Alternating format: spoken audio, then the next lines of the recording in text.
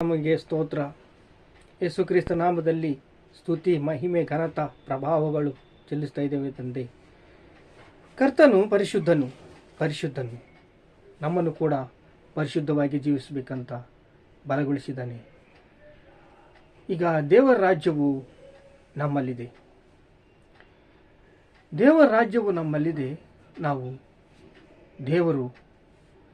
ದೇವರ ರಾಜ್ಯವು ಬರಲಿ ಅಂತ ನಾವು ದಿನವೂ ಪ್ರಾರ್ಥನೆ ಮಾಡ್ತೀವಿ. ದೇವರ ರಾಜ್ಯಕ್ಕೆ ನಾವು ಯಾರು? ವಾರಸರು, ಕುಮಾರರು. ಇಲ್ಲಿ ದೇವರ ರಾಜ್ಯ ನಮ್ಮಲ್ಲಿದೆ. ನಮಗೆ ದೇವರು ನಮ್ಮನ್ನು ಪ್ರೀತಿಸುತ್ತಾ ಇದ್ದಾನೆ. ದೇವರು ನಮ್ಮನ್ನು ಪ್ರೀತಿಸುತ್ತಾ ಯಾಕಿದ್ದಾನೆ ಅಂದರೆ, ಕತ್ತಲೆಯಲ್ಲಿರುವ ಜನಗಳಿಗೆ ಬೆಳಕಿಗೆ ನಾವು ತರ್ತೀವಂತ ನಮ್ಮ ಮೇಲೆ ನಂಬಿಕೆ. ಅಲ್ಲಿ ಶಿಲುಬೆ ಮೇಲೆ ರಕ್ತ ಸುರಿಸಿದಾಗ ಕೈಯಲ್ಲಿ ರಕ್ತ, ಕಾಲಿನಲ್ಲಿ ರಕ್ತ, ಈ ತಲೆಯೆಲ್ಲ ಕೂಡ ರಕ್ತದಿಂದ ಕಿರೀಟವು, ಮುಳ್ಳಿನ ಕಿರೀಟವು. ಇಷ್ಟು ಶ್ರಮೆ ಯಾಕೆ ಬಿದ್ದ ಗೊತ್ತಾ? ನಮ್ಮ ಮೇಲೆ ನಂಬಿಕೆ ಇಟ್ಟ. ಕತ್ತಲೆಯಲ್ಲಿ ಪ್ರಜೆಗಳಿದ್ದಾರೆ, ಅವರನ್ನು ಬೆಳಕಿಗೆ ಕರ್ಕೊಂಬರ್ಬೇಕು ಅಂತ. ಈಗ 12:30 ನಾವು ಓದ್ಕೊಳ್ಳೋಣ. ಕರ್ತನು ಒಬ್ಬನೇ, ದೇವರಾದ ಕರ್ತನು ಒಬ್ಬನೇ.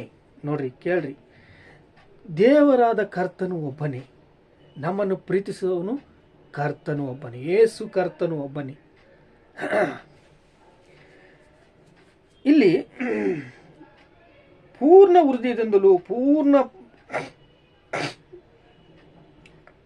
ಪ್ರಾಣದಿಂದಲೂ, ಪೂರ್ಣ ಬುದ್ಧಿಯಿಂದಲೂ, ಪೂರ್ಣ ಶಕ್ತಿಯಿಂದಲೂ ಪ್ರೀತಿಸಬೇಕೆಂದ ಮೊದಲನೇ ಆಜ್ಞೆ. 2 ಆಜ್ಞೆ ಕೊಟ್ಟರು. ನಿನ್ನ ಹಾಗೆ ನಿನ್ನ ನೆರೆಯವರನ್ನು ಪ್ರೀತಿಸಬೇಕೆಂದು 2ನೇ ಆಜ್ಞೆ. ಇವುಗಳಿಗಿಂತ ಹೆಚ್ಚಿನ ಆಜ್ಞೆ ಮತ್ತೊಂದು ಇಲ್ಲ ಅಂತ ಆ ಶಾಸ್ತ್ರಿ ಉತ್ತರ ಕೊಟ್ಟ. ಬೋಧಕನೇ, ಚೆನ್ನಾಗಿ ಹೇಳಿದೆ, ಒಬ್ಬನೇ ಇದ್ದಾನಲ್ಲ, ಆತನು ಹೊರತು ಮತ್ತೊಬ್ಬನು ದೇವರಿಲ್ಲ ಅಂತಂದು ನೀನು ಹೇಳಿದ್ದು ಸತ್ಯ. ಆತನನ್ನು ಪೂರ್ಣ ಮನಸ್ಸಿನಿಂದಲೂ, ಪೂರ್ಣ ಬುದ್ಧಿಯಿಂದಲೂ, ಪೂರ್ಣ ಬಲದಿಂದಲೂ ಪೂರ್ಣ ಪ್ರೀತಿಸುವರು, ಪೂರ್ಣ ಶಕ್ತಿಯಿಂದಲೂ ಪ್ರೀತಿಸುವರು, ತನ್ನನ್ನು ಪ್ರೀತಿಸುವಂತೆ ನೆರೆಯವರನ್ನು ಪ್ರೀತಿಸುವರು. ಇವೆರಡೂ ಸರ್ವಾಂಗ ಹೋಮಗಳಿಗಂತಲೂ ಎಲ್ಲ ಯಜ್ಞಗಂತಲೂ ಹೆಚ್ಚಿನವು ಅಂದನು. ಅವನು ಬುದ್ಧಿಯಿಂದ ಉತ್ತರ ಕೊಟ್ಟದ್ದನ್ನು ಯೇಸು ಕಂಡು, ನೀನು ದೇವರ ರಾಜ್ಯಕ್ಕೆ ದೂರವನ್ನೆಲ್ಲ ಅಂತಂದು ಹೇಳ್ದ. ಈಗ ಎಲ್ಲ ಗೊತ್ತೈತಿ ಅಲ್ಲ, ದೇವರು ಯಾಕೆ ಶಿಲ್ಬೆ ಹತ್ತಿದ್ರು, ಯಾಕೆ ರಕ್ತ ಸುರಿಸಿದ್ರು, ಯಾಕೆ ಪ್ರಾಣ ಕೊಟ್ಟರು, ಯಾಕೆ ನಿನ್ನ ಪಾಪಗಳಿಗೆ ಕ್ಷಮಿಸಿದ್ರು, ಏಕೆ ನಿನ್ನ ಪಾಪಗಳೆಲ್ಲ ಕ್ಷಮಿಸಿ ನಿನಗೆ ಅಧಿಕಾರ ಕೊಟ್ಟರು, ದೇವರ ರಾಜ್ಯವು ನಿನ್ನ ಹತ್ರ ಇದೆ ಅಂತ ಅಂದರೆ, ದೇವ ಎಲ್ಲ ಹೇಳ್ಬಿಡ್ತದನ್ನ ಚಿಟ್ಟ. ನೀನು 2 ಆಜ್ಞೆ ಕೊಟ್ಟಿಯಪ್ಪ, ಮೋಶೆ ಧರ್ಮಶಾಸ್ತ್ರ ಅಳಿಸ್ಬಿಟ್ಟಿದೆಯಪ್ಪ. ಈ ಮೋಶೆ ಧರ್ಮಶಾಸ್ತ್ರವನ್ನು ಅಳಿಸಿದ ಮೇಲೆ ನಮಗೆ ಕೊಟ್ಟಿದ್ದು ಪೂರ್ಣ ಹೃದಯದಿಂದಲೂ, ಪೂರ್ಣ ಶಕ್ತಿಯಿಂದಲೂ, ಪೂರ್ಣ ಬಲದಿಂದಲೂ ನಿನ್ನ ಆರಾಧಿಸಬೇಕು, ನಿನ್ನ ಸ್ತುತಿಸಬೇಕು, ನಿನ್ನ ಮಹಿಮಪಡಿಸಬೇಕು ಅಂತಂದು ಹೇಳ್ತಾ ಇದ್ದಾನಲ್ಲ. ನಿನ್ನಾಗೆ ನಿನ್ನ ನೆರೆಯವರನ್ನು ಪ್ರೀತಿಸಂತಂದು ಹೇಳ್ತಾ ಇದ್ದಾನಲ್ಲ. ಈಗ ಆ ಕೆಲಸಕ್ಕೆ ನೀನು ದೇವರ ರಾಜ್ಯಕ್ಕೆ ದೂರ ಇಲ್ಲ, ಹತ್ರ ಇದೆಯಲ್ಲ ಅಂತಂದು ಅವನಿಗೆ ಏನು ಹೇಳಿದಾನೆ ಅಂದರೆ, ಒಂದು ಕೆಲಸ ಕೊಟ್ಟಿದ್ದಾನೆ. ನೀನು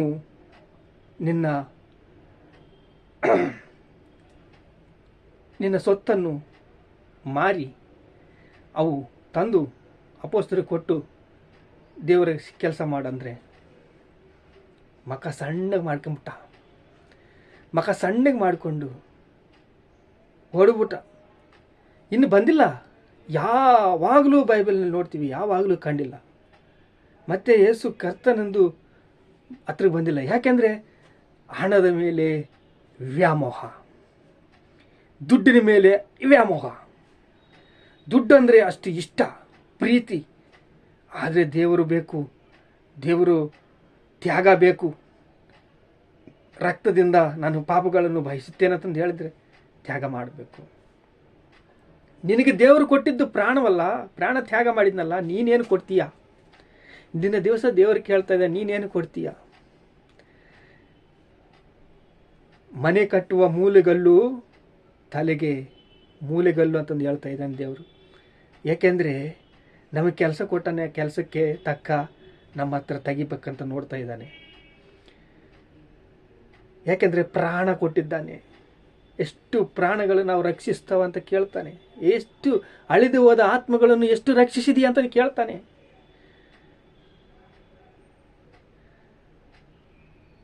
ಹನ್ನೆರಡು 37 ಪ್ರಭು ನನ್ನ ಪ್ರಭುವಿನ ಸಂಗಡ ಏನು ಹೇಳ್ತಾ ಇದ್ದಾನೆ ನೋಡ್ರಿ. 37 ದಾವೀದನೇ ಆತನನ್ನು ಒಡೆಯನೆಂದು ಹೇಳಿರುವ ಆತನಿಗೆ ಮಗನೆಂದು ಹೇಳಿದ್ದು ಏಕೆ? 36 ಓದಿದರೆ, ನಾನು ನಿನ್ನ ವಿರೋಧಿಗಳನ್ನು ನಿನ್ನ ಪಾದಗಳಿಗೆ ಕೆಳಗೆ ಹಾಕುವ ತನಕ ನನ್ನ ಬಲಗಡೆಯಲ್ಲಿ ಕೂತಿಕೊಳ್ಳು. ಯೇಸು ಕ್ರಿಸ್ತನು ದಾವೀದನಿಗೆ ವಾಗ್ದಾನ ಮಾಡಿದ್ದಾನೆ, ನಿನ್ನ ವಂಶದಲ್ಲಿ ಒಬ್ಬನನ್ನು ಆಶೀರ್ವದಿಸ್ತೀನಿ, ತುಂಬ ಆಶೀರ್ವದಿಸ್ತೀನಿ. ಯಾರು? ಯೇಸು ಕ್ರಿಸ್ತನು. ಯೇಸು ಕ್ರಿಸ್ತನು ನಾವು ಮನೆ ಕಟ್ಟುವ ಗಲ್ಲು, ಮೂಲೆಗಲ್ಲು.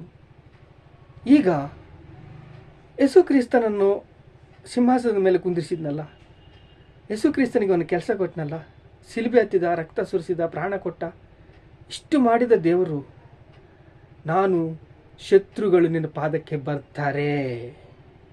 ಹೆಂಗೆ ಬರ್ತಾರಪ್ಪ? ಯಾರು ಕೆಲಸ ಮಾಡ್ತಾರಪ್ಪ? ನಾನೇ ಮಾಡಬೇಕು. ನನಗೋಸ್ಕರ ಪ್ರಾಣ ಸುರಿಸಿದ್ದಾನೆ, ಪ್ರಾಣ ಕೊಟ್ಟಿದ್ದಾನೆ, ರಕ್ತ ಸುರಿಸಿದ್ದಾನೆ. ನಾನು ತಾನೇ ಮುಂದಕ್ಕೆ ಹೋಗಬೇಕು, ನಾನು ತಾನೇ ಮುಂದಕ್ಕೆ ಹೆಜ್ಜೆ ಹಾಕಬೇಕು, ನಾನು ತಾನೇ ನಶಿಸಿ ಹೋದ ಆತ್ಮಗಳು ರಕ್ಷಿಸಬೇಕು, ಸುವಾರ್ತೆ ಹೇಳಬೇಕು, ಕತ್ತಲಿಗಿದ್ದವರು ಬೆಳಕಿಗೆ ಕರ್ಕೊಂಬರಬೇಕು. ದೇವರು ಕೇಳ್ತಾ ಇದ್ದಾನೆ.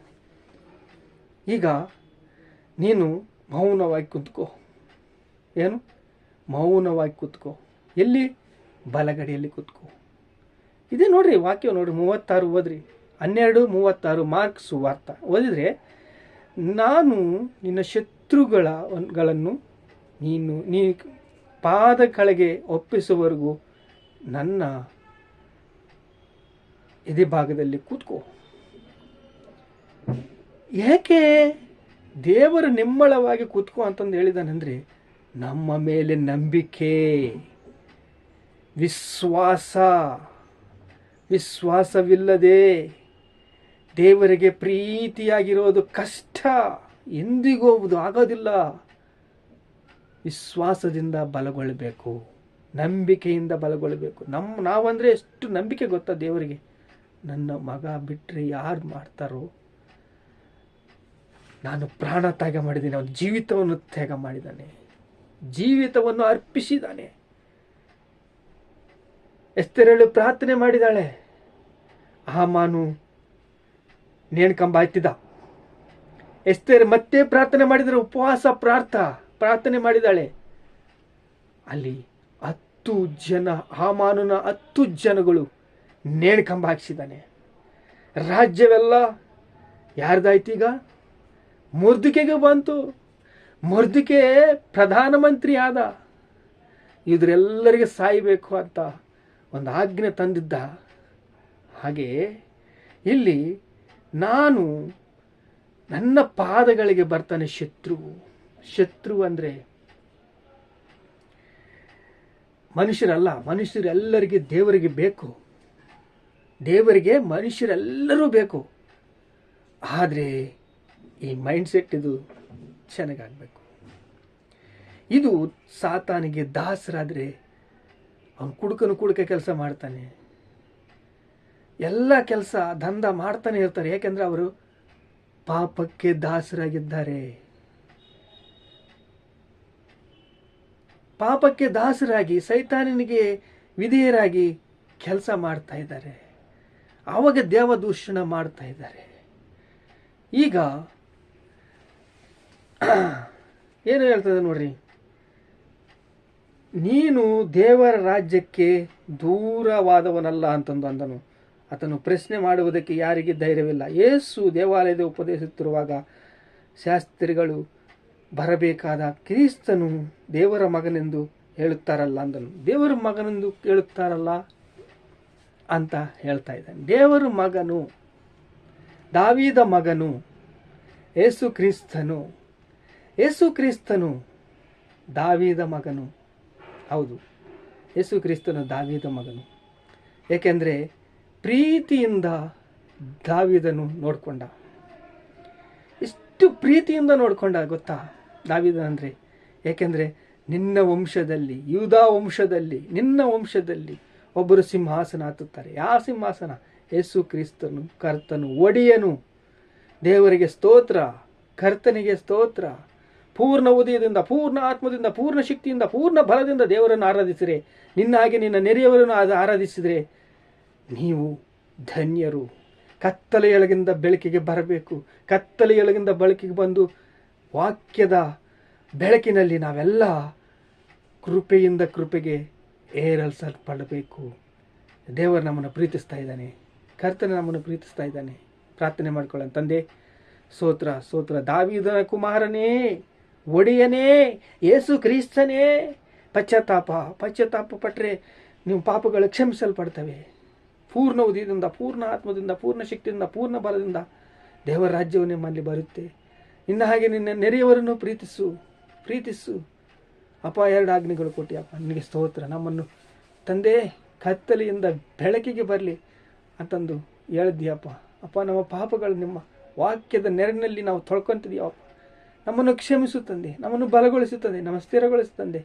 ನಿಮಗೆ ಸ್ತೋತ್ರ, ಸ್ತೋತ್ರ, ಸ್ತೋತ್ರ. ಕರ್ತನಾಮದಲ್ಲಿ ಸ್ತೋತ್ರ, ಘನತೆ, ಮಹಿಮೆ, ಪ್ರಭಾವಗಳು ನಿಮಗೆ ಚೆಲ್ಲಿಸ್ತಾ ಇದೆ ತಂದೆ. ಆಮೇಲೆ.